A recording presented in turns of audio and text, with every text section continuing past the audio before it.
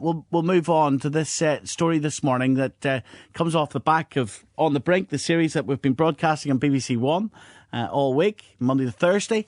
And last night during the studio show, we were talking about the Titanic quarter and how, and if you saw the show last night, you want to comment on anything, you know the number, the text 81771, the email nolan@bbc.co.uk. And we were talking about people who had signed up to buy apartments in the Titanic quarter. And let's look at their position. So they sign up to buy them. And let's say some of them, I don't know how much they were, let's say some of them were 300 odd grand. Well, what happens 2 years later if they've gone down in value and the bank, as a consequence, will not lend the money for those people to complete the sale? It's been a ticking time bomb for the last 2 years. People who bought property here at the very peak of the boom. Since then, they've watched the value fall to a level that they're worth now up to a third less than the price they agreed. Chartered financial planner Jonathan Davis, who was part of the show last night, with us today. Morning to you, Jonathan. Good morning, Stephen. Have you any sympathy for these people? Sympathy, yes, but they were in speculation mode. They believed the hype that, indeed, we talked about last night, that you can't lose with property. And, of course, there's no such thing as you can't lose with ... They put money down as a deposit on a potential future investment. Actually, if they're going to lose their deposits, I happen to believe that's the best thing that could happen to them at this point in time. Because if they go ahead and buy those things, they'll lose a great deal more, as far as I'm concerned. Well, of course, the reason why we're doing the story today, and there are a number of developments now throughout Northern Ireland, not just the Titanic quarter, in which property developers are issuing writs to people who sign contracts, who put deposits down, who now cannot complete in the sales. And the property developers are saying, complete, or we will take you to court and we will sue you for the rest of the money. Well, again, people should go into investments with their eyes wide open and taking professional advice. The fact is, buy-to-letters, whether it's in Northern Ireland or across the country or even across the world, they thought they were financial geniuses. But as we now know that for many years they were just lucky. Now we have people who are unlucky. And the issue is that they entered into legal contracts. The developers rubbed their hands with glee because they think to themselves, oh, we're quids in here and we don't really care what happens. We'll just finish the developments because we're going to get our money. You can totally understand their position because as far as they're concerned, someone entered into a contract to pay them an awful lot of money in the future. Well, you know, those people who go into contracts should not be going into them lightly. Let us know this morning what you think of this. 08459 555 678. Antoinette McKeown. Stay there, Jonathan, for me. Antoinette McKeown from the Consumer Council. Morning to you, Antoinette. Morning, Stephen. Have you sympathy for these buyers now, these individuals? They got caught up in the hype of the property boom and now they've got writs in their door. Absolutely. I think we all feel a considerable amount of sympathy given the fact that the advice that we've been given for so long was that you absolutely cannot lose when you invest in property, and the reality is people have lost now. Recent research is showing that half of people surveyed in Northern Ireland said that they were just 1 month away from severe financial hardship, Stephen. That's an incredible figure given rising unemployment at the minute. In relation to the mortgage situation, whilst we heard in your show last night that the big four banks in Northern Ireland were not repossessing houses, the question that the Consumer Council has is if mortgage repossession actions were up in Northern Ireland 64% last year, then who is repossessing houses and what are we doing about it? Well, you heard on the show last night people claiming that the banks are really sympathetic to individuals here who get into trouble. I think the banks have stopped lending, and we've heard that again last night. The evidence is all around us in terms of those people who aren't able to get a mortgage, and indeed first-time buyers are relying on their parents. But the smaller banks who have actually either bought over debt or who did continue to lend until things got really tight, are now moving into repossession, and I said up 64% last year. Now that's a comparison with only 4% in England and Wales. So clearly we need to intervene and do something about repossession and in Northern Ireland. Have you got the hard numbers there of how many repossessions that actually represents? I don't have those in front of me, Stephen, but as I said, it's up 64%. I think your show actually used them last night. Yeah, I'm just trying to remember what the hard number is, because, of course, we need to keep this in context. That's 64% what it represents. We'd try to find out this end. Connor has found himself in a similar situation. Morning to you, Connor. Good morning, Stephen. What's happened to you? Really what I wanted to say was, I bought a property, my friend and I, about 18 months ago for 190 grand. It's now worth 130. We're paying the mortgage. Thankfully, I've got a good tenant in, and we're just paying it off. I have absolutely no sympathy for the people in the Titanic Quarter. I'm sure there's not a lot of social housing there. There's 99% of those people will have thought, let's do a big investment, let's make a lot of money, things will be great. You're morally obliged. You've decided to take on this responsibility. You stand on your own 2 feet in life. They weren't forced to sign those contracts. They're just going to have to find the money, and if they can't find the money, they'll have to suffer this. The outcome of what the result's going to be. If it involves bankruptcy or whatever, that's their problem. Well, nobody held their hand and made them sign the contract. Easy, Connor. Easy for you to say, though. What do you do if you? Let's remind ourselves what was happening a couple of years ago. You were being told, if you don't get onto that property ladder now, you'll miss your chance. Buy for your children. Do the responsible thing, because in 10, 20 years' time, property will be so unaffordable. You're mad if you don't get on the property ladder. You cannot lose. This is all what you were being told. Okay, well, do you honestly feel that, take the Titanic Quarter, for instance, do you think that a great percentage of those people were first-time buyers, or do you think a lot of them were speculative investors? I think a bit of both. Even really, honestly, I would say a huge majority of them were speculative investors, and they just have to take responsibility for their actions. If they're not going to... What do you mean responsibility? What do they do, though, if they do not... Do you understand that some of these people... Totally. And if they can't get the money, but that's their problem. They have to deal with that as grown-up people. They weren't forced to sign those contracts. They chose to take on that investment themselves, like stocks and shares, like any other investment that anybody would make. The price can go up and the price can go down. But some of these people would like to complete on the sale, but how could they have foretold? World governments could not have foreseen the economic recession, the downturn that then hit us. So you've got someone, an ordinary bloke, who buys an apartment a couple of years ago, checks it out with his bank, there's no problem borrowing the money. All of a sudden we've got this thunderbolt of this recession, and that punter, you're telling me, deserves now to be bankrupt? The speculative investor, I do feel sorry for people that are genuinely trying to buy their first home. That is an issue. It's a different issue altogether. I'm only today talking about the speculative investor. I have no sympathy for them. As far as the ordinary guy, young couple trying to buy their into the lifestyle down there or wherever they're trying to buy an apartment, it is an issue. And I don't know what the answer to that is. I'm only today speaking specifically about the speculative investors. You're starting to sound a little bit like Jonathan Davis. Jonathan, you have no sympathy either. Well, I do have sympathy, of course I do. But we have the law and we have economics. They were speculators, and I'm in the world. I'm in the way of thinking that if you can make a profit, then go on. Well done to you. Make a profit.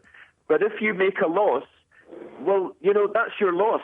And that, if I may say, the bigger picture is where I think the government got it wrong. They bailed out the banks with hundreds of billions of pounds. The banks made God knows how much profit in all the years up till then. All of a sudden they make losses and they go crying to the government.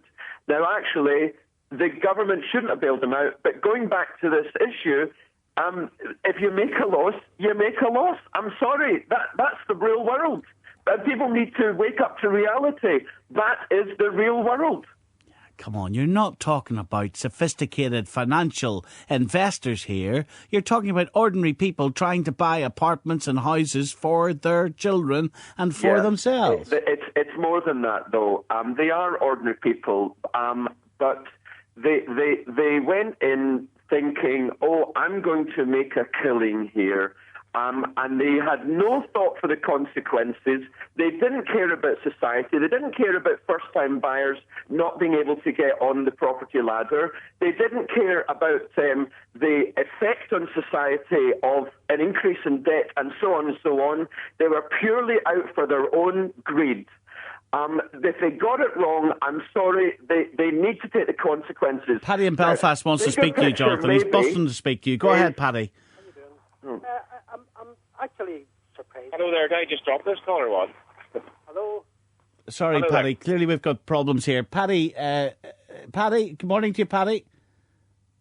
I'm actually No, it's Connor. Am I still online? taken away from the smugness of all these guys. Obviously, it's like this what we have here this morning. Right, clearly we have a problem with Paddy's line now. Can I finish my point? Well, yes, you can. Go ahead. Thank you. A bigger picture here. I think every party here perhaps can be somewhat reasonable. If the only people who take the hit are the speculators, then that's the developers taking the Michael. The developers should also take a hit. And the bankers also, they can get into, look, it shouldn't all go on the speculators. The developers, they had a big hand in this, so they shouldn't be rubbing their hands with glee, expecting to get paid in full. They should take some kind of a haircut. Actually, of course, share the losses. The developer will say that they have completely acted utterly within the law. Of course they have. And that they have completed their side of a transaction and they expect the other side to complete. They were trying to sell property at a vastly overinflated price. Well, not at the time they weren't. Not at the time they weren't. Mark in Belfast, go ahead, Mark. Good morning. Go ahead. I'd like to challenge Connor in regard to his comments. I find them abhorrent, to tell you the truth. A friend of mine has purchased one of these developments, and at the present time, the difficulty is he has only secured 75% of the mortgage, has to get the rest, and he's got a wife and 3 kids. The reality is, if it's going the way it's going, the reality is he's bankrupt, house repossessed. He can find himself out in the street. Him, the wife, and the 3 kids. It's an abhorrent situation, along with when you consider the fact that how much one of those apartment blocks have cost to build. Not that much, when you compare to how much they would make per apartment. Now, if the developers, the one thing lacking in this situation is common sense. And Jonathan's right to say it's basic developers' greed in this, because the developers could easily, in my opinion... Well, hold on a minute. I agree with the legal perspective. Why they can't meet in the middle halfway and say, right, okay, because the way they want to go, they'll run everyone into the ground and be sitting with empty apartments. Well, it is not developers' greed. It just is not. You're talking here because you're talking about business. You're talking about a developer that had they have built those apartments and had those apartments risen by £200,000, £300,000 or £400,000, do you think any of the likes of your friend or anyone else would have been giving the developer the money back? That's not fair. How's it not fair? Those are all my lines. Stop taking all my lines. Connor? Yes, I'm only talking about the speculative developers. I'm not talking about personal individuals. I feel extremely sorry if somebody is trying to get on the property market and they're greed funding and the bank won't give it to them. It is terrible. But the difficulty being is that property developers are in the economy. They're in business to make money, and if they can get £200,000 or £300,000 or £400,000 for something, that's fine. It's worth slightly less, but you signed a contract. You're morally obliged to take this on. I completed on my contract. I understand the legalities of it. What I'm saying is, but surely the goodness is in the developer's interest as well to make sure that fair enough, taking into account the big economic drop that we have just come through, would it not be common sense, accepting the legalities of the situation, and I accept those, that's grand, but would common sense not dictate in this situation, fair enough, that the developers meet these guys in the middle, because it's not going to be anyone's good for the developers to run 15, 20 people into the ground, have them declared bankrupt, That's not going to do them any favours. That's not apart from filling their coffers full of dosh. That's fair enough. But whenever you consider, if you want to have empty apartments and no service charge coming in on those, what's that going to achieve? It doesn't achieve anything. Whereas, is there not the better notion of maybe agreeing a slightly lesser figure with those who are having the difficulties and spreading that the whole way through? Lesser figure, and on that, then you're guaranteed the tenancy and you're guaranteed the continual service charge. Surely surely you're better off, rather than one quick hit and the money through. You're better off working with this on a basis where you're going to have guaranteed money and a guaranteed cash flow going forward. The DUP MLA, that's better economics. The DUP MLA Jim Wells joining us on this now as well. And Jim, you've got caught up in a similar situation, have you? Well, yes. I remember my family bought a house on the 1st of July 2007. By the time they came around to arranging the mortgage and paying the balance, the value had crashed. But we felt obliged to the developer that we had made a promise, we'd signed a contract, so we came up with the money. Fortunately, we were able to get a mortgage. But, I mean, David, Stephen, as far as this position this morning is concerned, there are two separate groups of people here. There are the speculators who were rife in 2007, who are going around buying every apartment available, who are driving the price of apartments through the roof. And those people are professional investors, and they take the hit. They signed a contract, and they should be responsible for any debt that's incurred. Yeah, but hold on a minute, Jim. Those people, those speculators, they felt that they could borrow money from the bank, and the bank was telling them it would be no problem to get a loan. Absolutely, so do they deserve to be bankrupt? That's a risk you take in any business. You be buying barley, be buying fruits, be buying televisions, or being buying property. You take a risk, you buy, and you hope to sell at a higher price. But there's a second group of people, Stephen, and that is the genuine families who are buying properties to live in and to raise their children. I think there should be a much more lenient approach taken to those people. But I have to say, as far as Titanic Core is concerned, the vast majority of people who were buying as investors. They had maybe 6 or 7 apartments already. They're adding a last tip to their portfolio.